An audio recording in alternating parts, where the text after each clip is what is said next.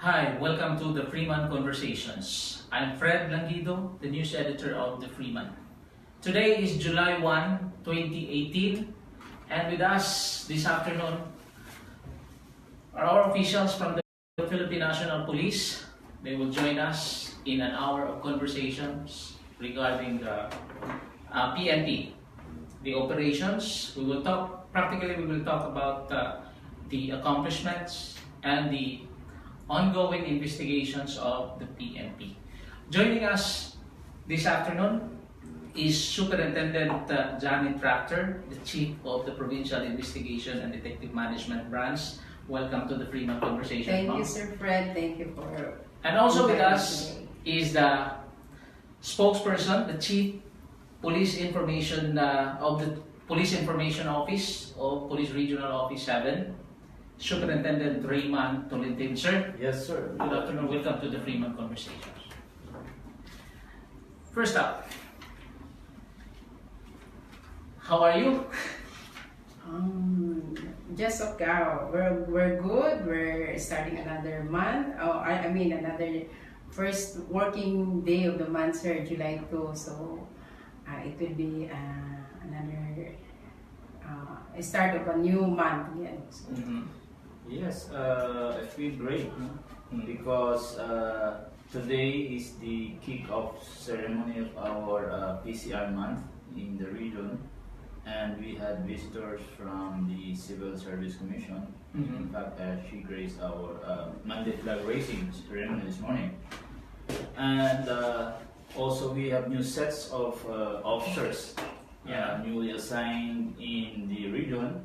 And also some officers were relieved from their posts for better assignments. So it's great to work with new personalities. I like the word better assignment. Yeah, and I would like also to ask any connection to what Sir Raymond said that with the PCR month, it's actually a very good start for CPPO having garnered several awards. So it's a great start. It's a great start for a month. Yeah. Actually, I'd like to start with that question. I've heard the PCR of Cebu Provincial Police Office has been awarded as the best PCR in the region. Yes, sir. Sir. We were Can you tell us, awarded with the best PCR CPPO for PCR, and then we were also awarded as the best junior PCO, and then we were also awarded on the PNCO level. So basically, I think we have 4 awards in total. So it's a really great start. First day of July. That's good. Congratulations. Thank you. And can you tell us more about it? Yes, we have I think 8 awards garnered by different units and personalities. It's individual and by unit awards. We have here the best police provincial office of the year in police community relations, best city police office, which is the Lapu-Lapu City Police Office. Then we have best city police station, the Bogo Police Station in the north of Cebu, and also best municipal police station, which was bagged by the Consolacion Police Station.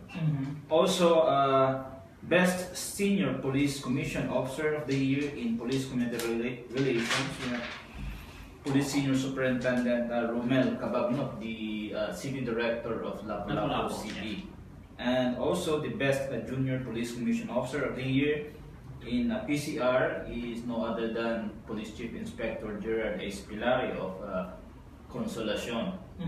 And then we have also NCOs, the non-commissioned officers, which won by SPO1 Mary Joy Ilana, the best Senior Police Non-Commissioned Officer in PCR, and also PO2 Marivic Pipito, the best Junior Police Non-Commissioned Officer of the Year in Police Community Relations. So all in all, I think that's 7 or 8 awards. They're competing against Central Visayas. Yes, region-wide. The different cities and municipalities and provinces, so by province and by cities. What were the criteria? Um, Criteria, I'm not very conversant on how they were chosen, but I think on the accomplishments of particular units in terms of community relations.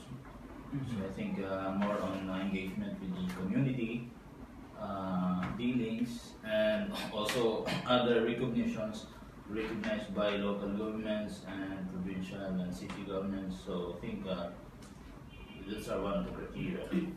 So that's automatic. The CPPO will represent the region in the national search. Yes, they will be considered for the selection nationwide. So whoever wins in the region will automatically represent the region in terms of the classification of, for example, the provincial.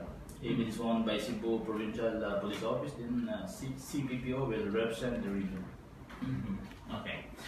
For our viewers, we would like to encourage you to join our conversation this afternoon. You may send in your questions for our guests this afternoon by PM, our page.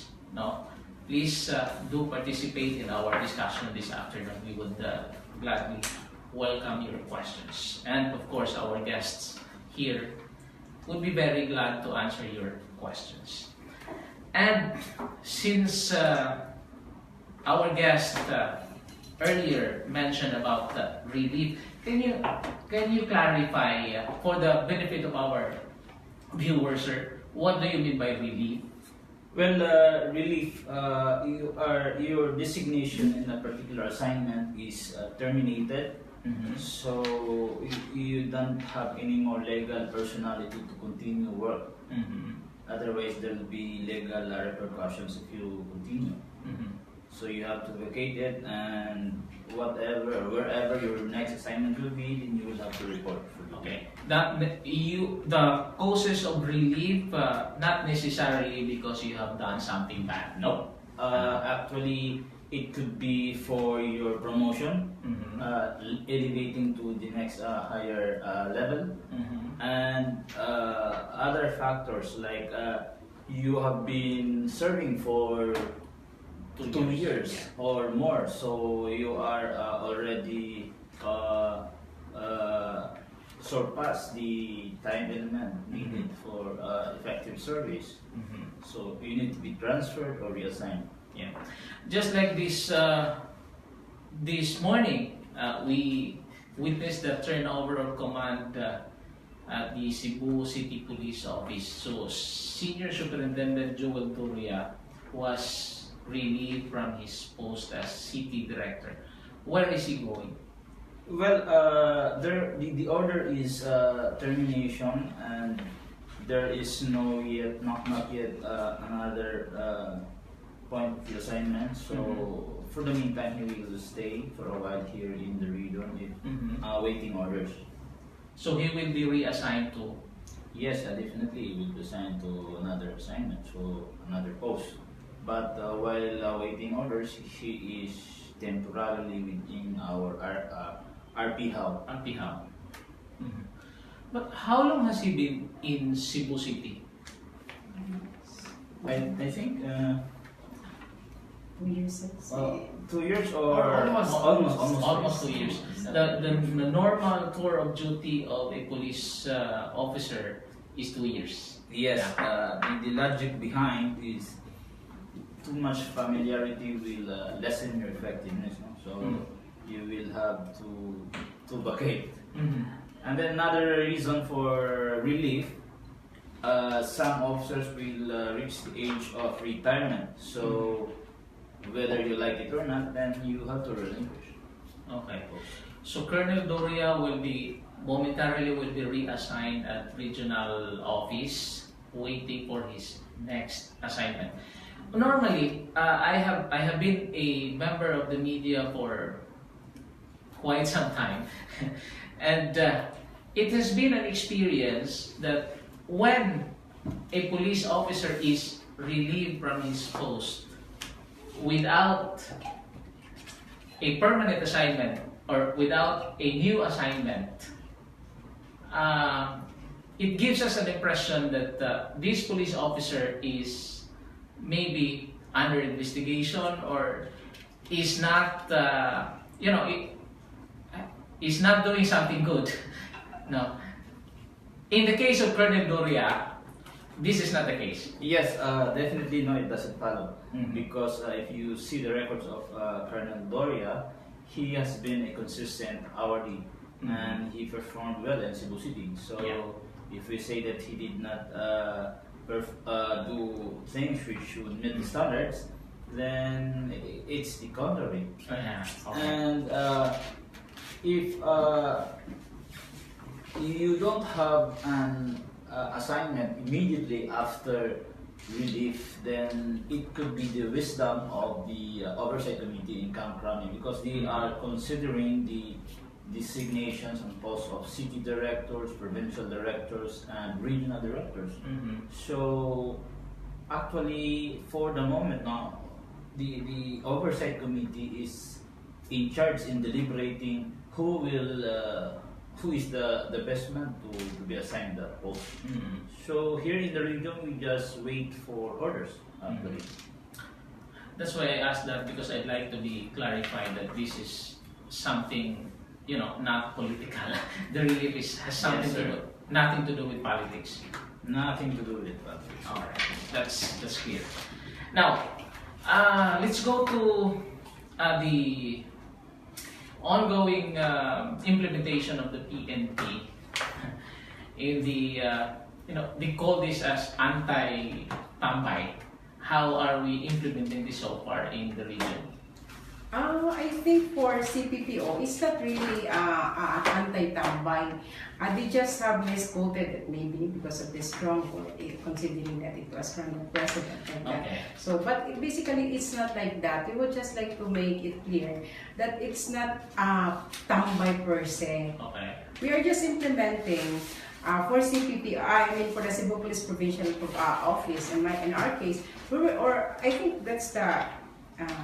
We were just implementing actually ordinances, which has been long there. Like for example, the curfew. In some other municipalities, curfew ordinances were already established or were already enacted as far as 2006, and yet maybe because of these are just minor, maybe minsan we forgot to implement, or we're just very lenient considering that it's just like. So it's not really anti-poor, because it's just like it's part of our anti-criminality campaign. It's like implementing laws that has been there, ordinances that has been there. So like in our case, in the PNP, we have the Oplansita. We usually do it. We usually do it. We have the Oplansita, Oplan Bakal, which are part basically of those what they call as anti-poor. Like, when they are in public places, we go there, we talk to the people, how are they doing, what are they doing, especially those people, especially those and other instances where, like, you see people on a very dark area, so you have to come to them and then approach them properly, but it's not basically like arresting tambays. It's an implementing. Maybe it is an stringent implementation, particularly of ordinances that has been long enacted or might have been just forgotten. If this is something that is not new for the PNP, if this has been going on for a time, what do you think is the reason why the people, there are some negative reactions to it? Maybe there was just a misinformation about it. So that's why the PNP on our side, we are really trying to talk to them up to the barangay level, going to the barangay level and then coordinating with the barangay officials that we have to make these laws, and we are also encouraging our people, the people of Cebu, to know also what are their ordinances. Otherwise, they will be surprised that the ordinances was like 2,000, and dyan na pala yung curfew, and dyan na pala yung may loitering, and dyan na pala. It's just a matter of also of our obligation as people in the area to know our law, and we on the PNP is also trying to coordinate with down to the barangay level so that they will also be reminded. It's just a matter of reminding. You said misinformation is the problem. Yeah, something like that. Where did the problem start? Well, the negative perception of the people on this anti-tambay, Yeah. yeah, even if we are now prohibited in the PNP to use the word tambay. But this upland, shall I say, loiterers, the people are apprehensive with the violation of the basic rights of the citizens because they might get arrested without violating anything.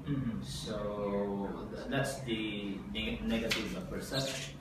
But if you try to examine and try to dissect the actions of our police, we really depend on the violation of an ordinance before you can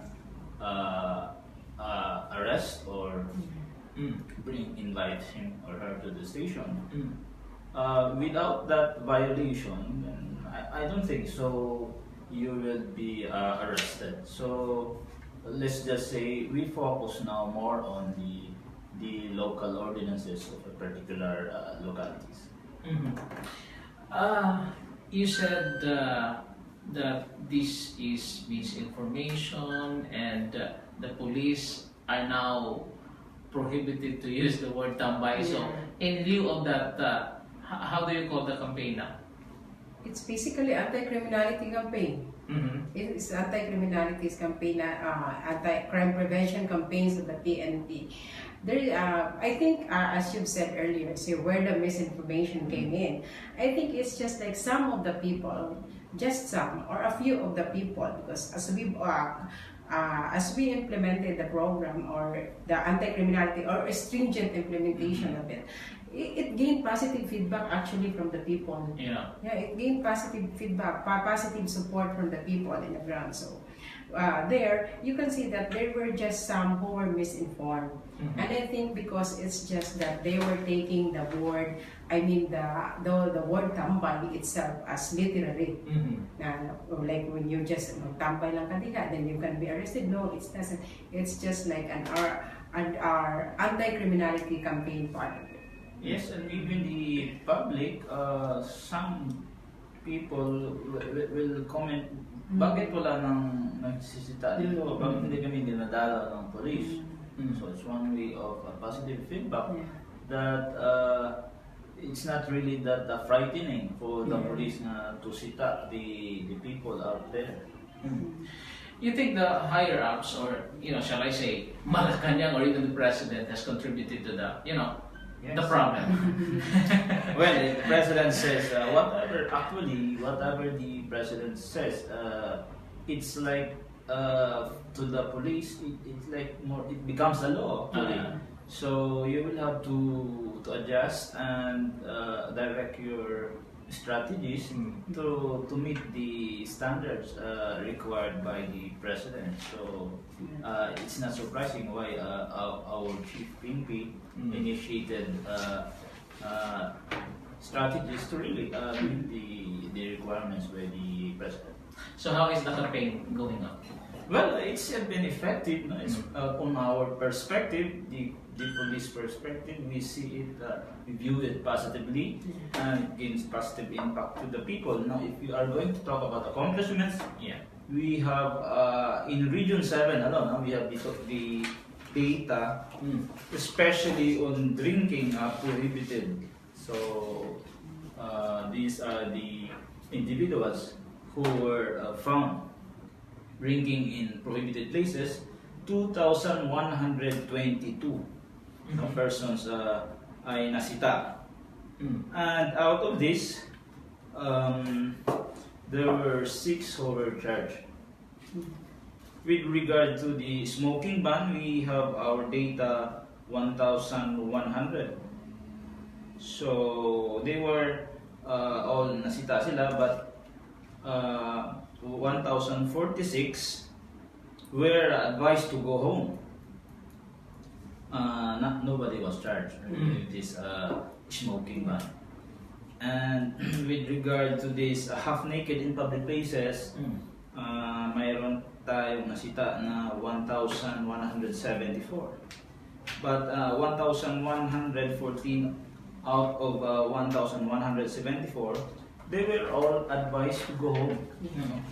Na-advise na natin na uwi, pauli sila. And then minors violating curfew hours. We have the period of this data is from 13th of June to July 1, so all of 2018. Now, there were 1,958 minors who violated on this curfew. 1,958. Okay. Now, out of that number, there were 1,761 who were just advised to go home. And others, nakalagay lang dito others, so it could be varying actions. What happened to them? Maybe it was turned on to the Maybe DSWD, or they were picked up by the parents, Okay. or friends, like that. And then for other ordinances like involved in trouble, stoning, may nasita tayo na 1,288, all of Region 7. And 1,058 of which were only advised to go home, and only 11 persons were charged. So this relates to the troublemaking like stoning, fighting. Do you think this type of campaign is really, working in terms of our campaign against criminalities? Maybe. Like say for example, how many of the wanted persons in Central Visayas were apprehended because of this Uplansita? We haven't come up with that yet, data. Because if you're a wanted person and you know that the police is coming, you will of course not wait for the police to sita yun. So you will just walk away. That's the behavior of the wanted person. So if we relate it with this campaign on loiterers, then we can't say that the wanted person was arrested because of this campaign. Okay. Right now we do not have the data to show. Yeah. Yes. Okay. But how does the PNP respond or react to, fast emotional reaction from the public on the social media? Oh, yeah, for the PNP, we know that in all that we have done, or like where we're going to do with regard to, this is talking about Upland Tambay, we always consider human rights of the people. So we really don't, I know that there are people who are negative on the acceptance of the Upland Tambay, but we can see that we are still more motivated because of the majority of the positive feedbacks. So with regard to other negative, there's now, that's it. Even if you're not a police, you're still having that negative and positive. You cannot really please, but as far as we know that we're doing we're on the right track, and many people appreciated it, we're still going on it. We're still strong on it. With regards to curfew, can you enlighten the public, what is really the time for curfew that we need to go home, and who are those covered? It varies actually from one place to another place, right? In some place, yes. In some place, curfew is more, they focus on the minors. Okay. And then I think it starts from 10 in the evening up to 5 in the morning. So basically, it's something like that, 9 or 10 or 4 and 5, because as I've said, there's no standard to it. So it varies from one place to another. So it depends on the the ordinance, yes. Yeah. It depends. Like in Cebu City, I understand we are maybe 10 for the minors. Yeah. Majority of the places have 10 o'clock in the evening to 5 o'clock in the morning. Okay, that's good. It really varies from different or various localities, kung saan oras sila prohibit. And in Cebu City, although I haven't had the actual reading of the hour, but City Ordinance 1786 curfew. So Yeah. there is an existing curfew ordinance in Cebu City. Now, if you talk about real curfew, it means, on our common understanding, after 10 o'clock, then before 4 o'clock or 5 o'clock. So, diyan ang mga oras na dapat matulog ang mga bata. So, that's our common understanding. Yeah. So that's clear, no? And for the let's go to another topic. For the ongoing PNP cleansing, how many? Do we have the data now? How many are members of the PNP who have been dismissed, charged, or have been killed in the ongoing cleansing operations of the internal cleansing of the PNP? Do you have the data, sir? So for CPPO, sir, for CPPO, we have a total for the period of for the period only of 2018. This is basically January to July. We already have charged administratively only 58 personnel. So while for the 2016 we have 40, to 2017 we have 31, a total of 129 personnel charged administratively. From 2016? Yes, sir. From 2016 to 2018. Okay. Administrative? Yes, sir. Administrative. How many are MCO? Although we have not identified it yet so far. So, Okay. So we do not have the data how many are ENCOs, how many are COs. Yes. For the benefit of the public, NCOs are non-commissioned officers and COs are commissioned officers. Those COs run from inspector to Director General. Director General. Yeah. Those who have who are finding it hard to understand inspector, it has the equivalent rank in the army with first lieutenant. Okay, that's clear. Okay. How many have been killed? Unfortunately, killed in the ongoing operations. Killed in the ongoing Operation PNP. Do we have the data? I don't have the data, sir. We have the data.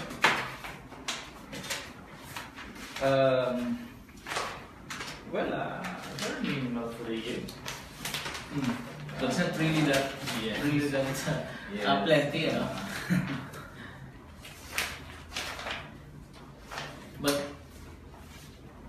But there's an ongoing investigation with regards to those members of the PNP who have been, killed in police operations, and those who were killed in some other reasons or some other, grounds.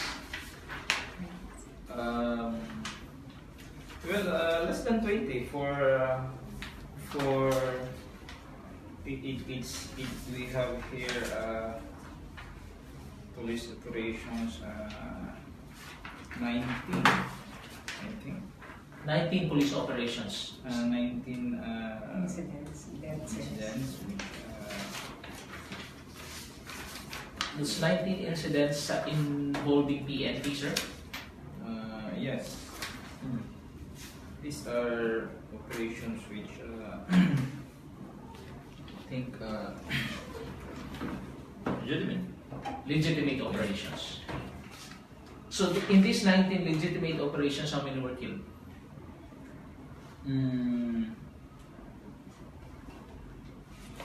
Siguro I will just because I have the arrest only. How many were arrested?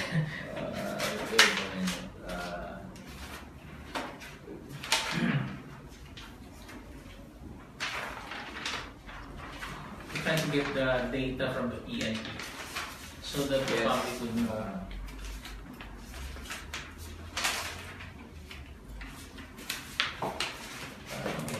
But from these 19 incidents and police operations, what period is covered?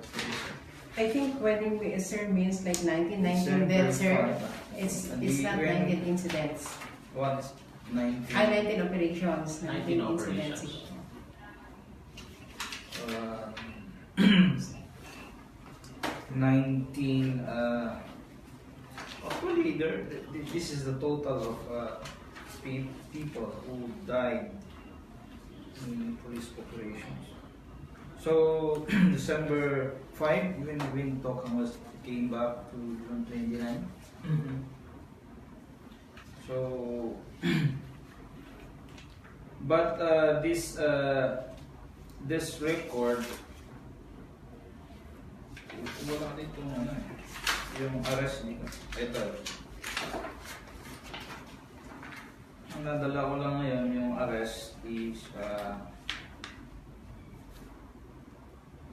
192, pero for the week lang ito, June 25 to July 1. Is that Number the, of arrested, not necessarily PNP members? yeah, no. No. That's wanted persons or those Involved in illegal drugs. Mhm. Okay, but there were, in the past several weeks, there were incidents that members of the PNP were killed either in legitimate operations or in ambush. I would say ambush with unknown perpetrators. How is the investigation going on? Well, there are many killings that involve drugs, and some of it were a result of the perpetrators were unidentified, Mhm. and well, the local police are trying to solve it in their level. So, but other like legitimate operations which we know for a fact that resulted also to death of not even civilians but including the Law enforcers. the law enforcers. Mhm. So I think we have enough. Mhm. But in clearing our forces from Scalawag, I think more efforts Mhm. to really monitor and discover their illegal acts. Mhm. So, yeah. I'd like to ask this question, sir. This has been questioned maybe from the minds of the public that it has give us the impression that there is a group of people operating, shall we say, vigilantes. I do not know if this is the right word, but this group of people are going after those members of the PNP who are allegedly on the narco list. Will you share that same observation? Well, if you try to look at the killings now, an ordinary citizen might look it that way. Mm-hmm. But if we try to go into the details, we might be, it might lead us to a wrong concept. So maybe we should try to dig the motive why this person died, and if we are into believing that there are people who are behind it, acting like vigilantes, then that is our wildest perception. But the police, our view is we wait for the result of investigation. Otherwise, we will be guessing. We will be on a guessing game. Facts are really important. That is why in investigation, facts really matters. It's the only thing that matters actually. Now, somehow, in all the incidents involving PNP who were killed, PNP members who were killed, somehow there is one denominator that is common. They are allegedly involved in illegal drugs. Yes. Now, is that enough, reason or ground to believe that there is indeed a hit squad operating in Central Visayas against these narco cops? Well, we don't have enough basis yet, no? Because each particular case is unique and peculiar. No, the circumstances. Otherwise, if we can prove and we have evidence that the gun being used in this incident is also again the same weapon used in another killing, and we can connect it and confirm, then there will now be a pattern. Yeah. So we might as well conclude that this gunman or group of gunmen are doing the same thing in a particular incident related to another. But if we cannot establish that, then it remains hanging. So all will be speculations. So We are far, not based on facts. so far in all those cases, how is the forensic the results of the forensic examinations? Is it not related? Yes, we haven't yet received a confirmation from the crime laboratory reports that this particular killing is also linked with another killing. That is what we need to establish. Otherwise, we will be misleading.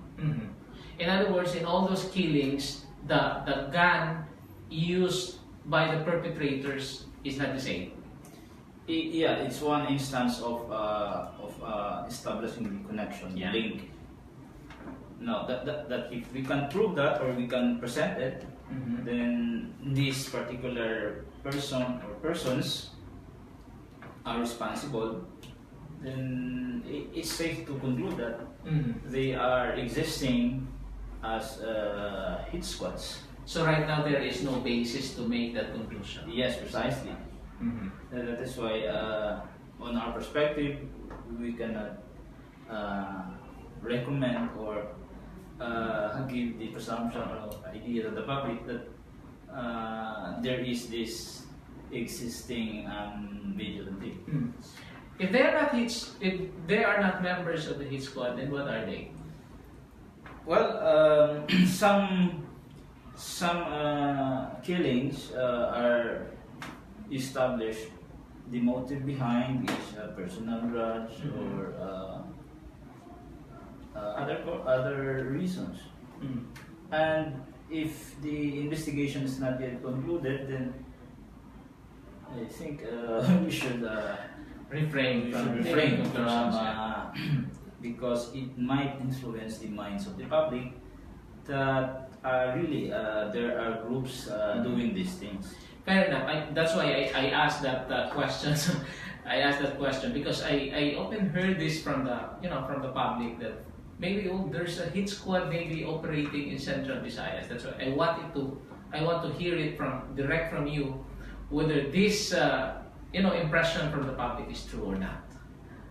Yeah, police our impression is there's There's not. But how are we assisting the investigation for all those police officers involved in these killings? well. So for Investigation, the best investigator in the province. no sir. Yes. So for I know that you mean about the two that were just rested Yeah. again. So for now, the CPPO actually we created an SITG. Actually, we not just leave the case as it is. We are actually under investigating it, and as what Sir Raymond said that. Each case is peculiar from each other, so you cannot really see any similarities of that. So for now, we have formed already an special investigation task group, and it's composed by the no less than the DRDO or Deputy Regional Director for Operation as the supervisor, with the Provincial Director as the SITG commander, and then Assistant SITG is the CIDG. It is basically composed of the Investigation and Intelligence Group. It is a group, so we are still looking at it as this is just support of what Sir Raymond said, that each case is really different from each other. We are really, maybe it's just a perception of the people, but for us that we're conducting the investigation, it's not that. Yeah, but I'd like you to know that you know, the public, maybe that is the public perception, but the Yes. public reaction is something positive. It's not negative. So how do you react to that? You know, the public is happy about all these killings of the so-called narco cops. Yeah. They're positive. I mean, they're positive. Like they accept they blatantly accept or praise the killing of those people. Yeah. But unfortunately, it's not really like that. Although it's their thing. But for us in the PNP, we are also saddened with the death of this person because they still were part of the organization. That's why we're still we're conducting a thorough investigation on the cases. Yes, no, I would like to second the motion. We believe on the everyone deserves a second chance. So you don't have to die because you are a drug user or a drug pusher. What we want to be in the police force is you will be incarcerated in prison, you'll be arrested, and the wheels of justice will roll upon you. So that is our primordial goal. It's not that we will kill you because you are a drug addict or a drug seller or pusher. So we act within the bounds of law, and if anybody there thinks that gusto talaga ng police na mamatay, no, hindi po kami ganon. Yes, really. And if some people are happy with these violators dying, and they give positive reactions to the killings, then that is their perception and their constitutional right to believe so, because everyone has the right to his ideas. And for the police, we are happy if it will help us in our law enforcement, especially arrests involved in drugs. Now, if they are happy they die, we do not really agree to that. But if they can give us reports or information that will boast our operational accomplishments, then we will most be happy. Well, you know, with this public reaction, is this something that the PNP should be alarmed of, or is this something that, you know, because it's creating an impression that maybe the police are not, I'm sorry, but maybe the police or maybe these people are not satisfied with what the police are doing. That's why they are happy that these, you know, so-called narco cops are getting killed.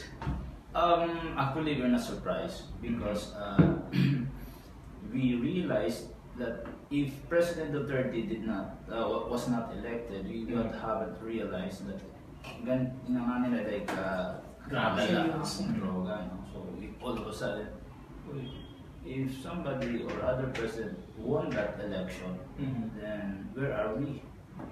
So from this number, siguro double or triple.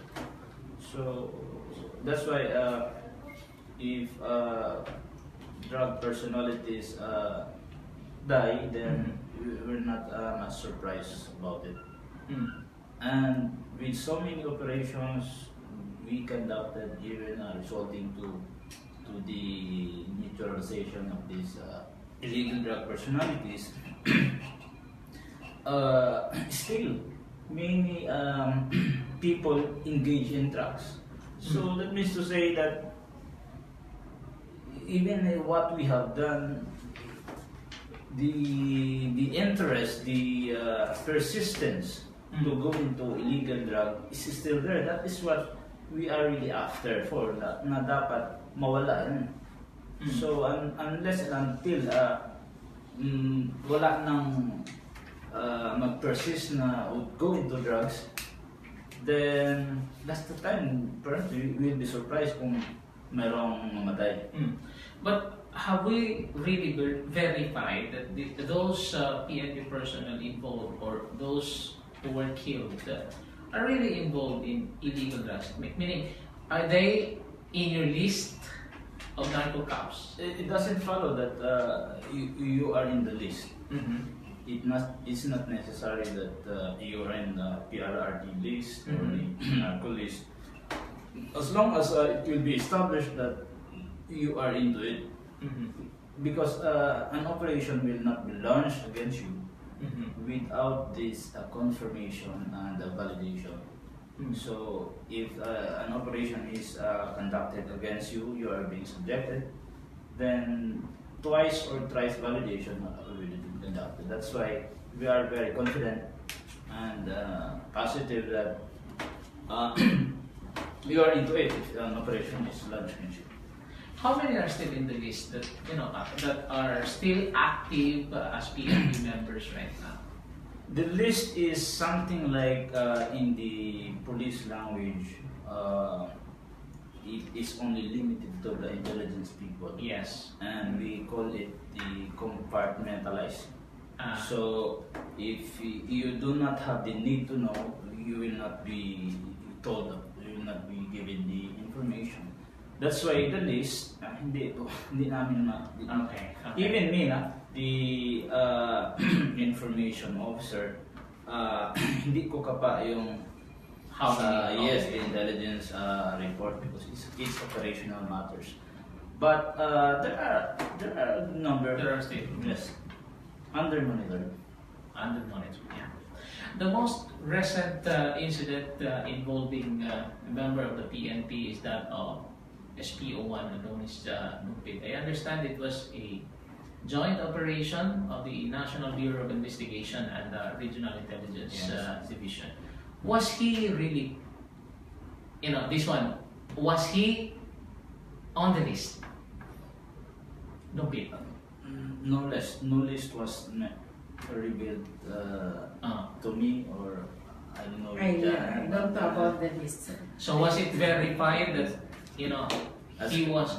Were there prior information that Dompit was really involved in illegal drugs? I'm asking this question because there are sectors who do not believe that until now that Dompit is into illegal drugs. Well, according to our friends in the National Bureau of Investigation, they have zero. Meaning zero.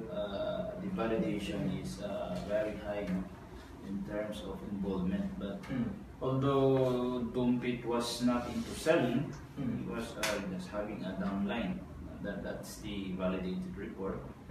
And if you have not yet established your link wide enough, then perhaps you will be considered more or less you are new to the business, or you have been there but your hiding techniques are very effective, and you are not included in the list because hindi ka napupuna.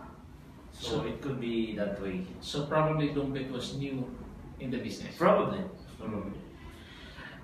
Just this morning we got a copy of the results of the autopsy, and it shows that at least there were more or less 20 gunshot wounds suffered by Dompit.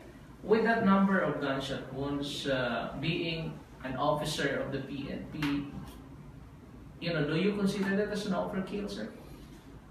No.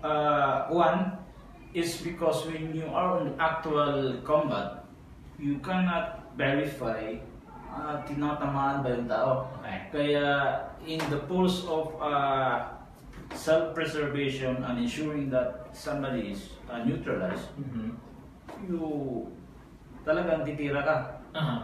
Kasi pag it means it's only if you are in a battle, gun battle, it's life and death. So it's either you or him. That is why kung anong maibigay mong dami sa kanya, gagawin mo na. The very reason is hindi mo malaman kung nahagip siya o wala. Kaya putok ka lang.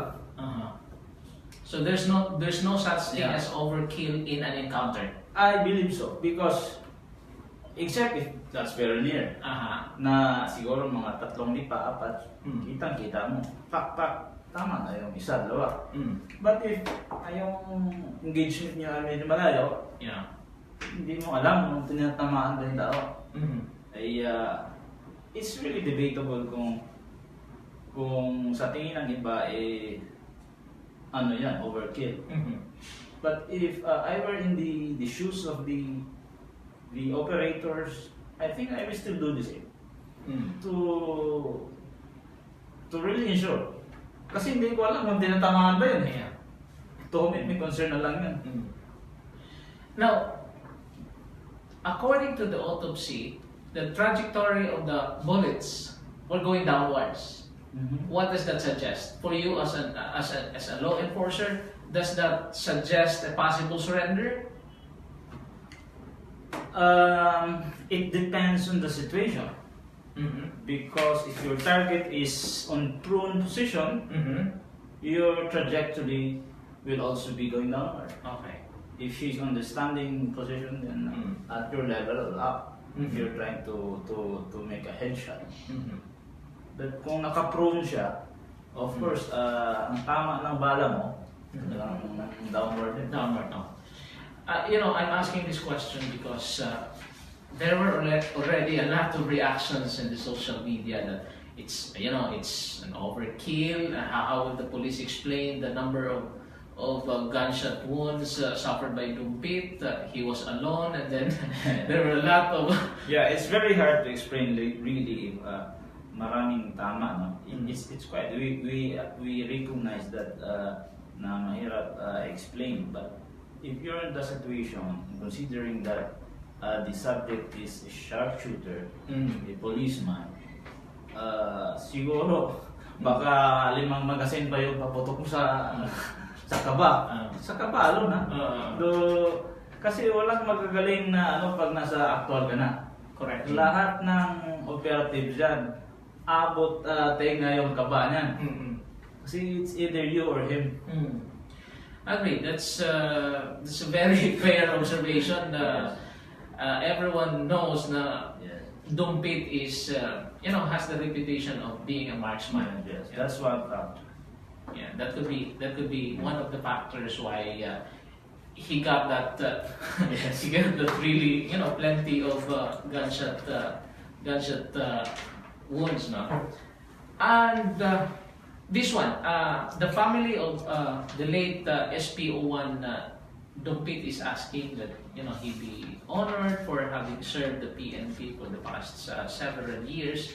Can the PNP give that request to the family of SPO1 Dumpit?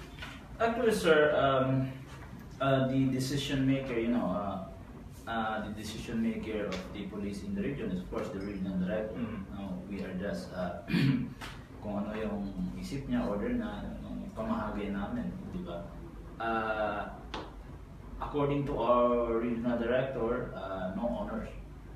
So, no nothing. Wala. That's impossible na. Yes, because according to him, it will really set a bad example if we honor. No? So, sabi niya, what na magawa dyan? Kung may concern, basta ganun ang kaso, wala honors. So if that's the case, is he even allowed to wear his uniform? Well, it's not being questioned. Even the flag is put there. Yeah. Yes, it's not being really. There's no prohibition Yes. to that. Because that's one way of attaining. So, sort of respect. Mhm. But walang, the usual ceremonies usually. No. There, yeah. How about the benefits? According to our boss, only accrued cumulative leave credits. So, kung wala na siyang leave credits, wala na rin makuha. But I think he still has because every year there is, I think, equivalent of a 30-day leave year that you accumulate. So, pag may 20 years ka, you just accumulate all those leave credits and you can claim. we're on to our final minutes of these Freeman conversations. I'd like to ask your message to the public. Yes, for those who are watching, enjoy your. I think we believe you are enjoying now, and our message or my message, because my colleague Herman Janet also shared her message also. We are just doing our job actually in the PNP, no more, no less. And if you believe that, if you see police officers are bragging to become rich or financially well off, then it's not the case actually. What we are here, what we do is purely service. Service to people, to country, to God. And of course, para sa pagpatuloy ng service, yun meron din kaming sahod. So, siguro hindi naman siguro mapupuna yun. Okay, so hope we will not be tempted to involve in illegal drugs. No? It's really a menace to our society and to the generations to come. So we will be continuing our fight on this, and I hope the public, the general public, will support us. Just mapahabol before we end. There was this order. I don't know if this is coming from the regional director, prohibiting, or are they prohibited, the members of the PNP, to visit the wake of ISP1 the pit? Actually, there is no gag order. There's no prohibition. The only thing there is that you will be taken picture. Okay, what is that for? Perhaps to know who are coming there, who are visiting, and Why do you according need to know? to the RD, you will be rejected for a background investigation. Possible. Okay. So it creates a doubt. That's why the wisdom there is you might be tempted to, or your friends or linkages will be put onto the open if you go there and get picture. So if you don't want to be investigated or put into the limelight, then that could be the wisdom there. Okay, so this is one thing sure. When you go and visit the wake of SP1 Adonis Dumpit and you are a member of the PNP, you will face investigation, background investigation. Not necessarily. If you don't get picture, if nobody is looking in there, then we'll just nobody will check you. But you don't know. You cannot be sure of the circumstance. The circumstance may not favor you. You will be taken, or picture will be taken of you, and then all of a sudden, all PNP will doubt your credibility. So that's the thing there. Okay. Ma'am, final message. Yes, on behalf of our Provincial Director, Police Senior Superintendent Manuel Javier Abrahena, who really wanted to come here, but maybe next time he can do it. And then for the CPPO men and women, congrats for a job well done. And to our stakeholders, thank you for supporting us, continuously supporting your PNP, your CPPO team, because without you, no matter how strong we will be, no matter how much relentless we are in our effort, particularly in our illegal drug campaign, our general cleansing, and this so-called CPPO will not, we cannot really make it alone. So in all our endeavors, I know that you will always be there for CCPO. This is a fight for everybody. As Sir Raymond said, it's not a fight, it's not our personal fight, but we are just fighting this for you and for the future. This is for our service to the nation. Yes, before I forget, no, I failed to greet our regional director, sir, if you are watching. Hi, sir. Hello, afternoon, sir. And actually, I am representing our regional director, and he said, "I'm sorry, I cannot attend because I have to administer the assumption of officers, the newly assigned regional RCDS, no. So that's why he failed to attend, and I'm here to represent." And this is also an assurance to the public that whatever CPPO does, it's always for the human rights is always considered to promote that one. All right, thank you very much, Superintendent Raymond Tolentine, our Chief Police Information Officer of the Police Regional Office 7, and of course, Superintendent Janet Raptor, our Chief Provincial Investigation and Detective Management Branch, CPPO, Cebu Provincial Police Office. Thank you, everyone, for joining us this afternoon.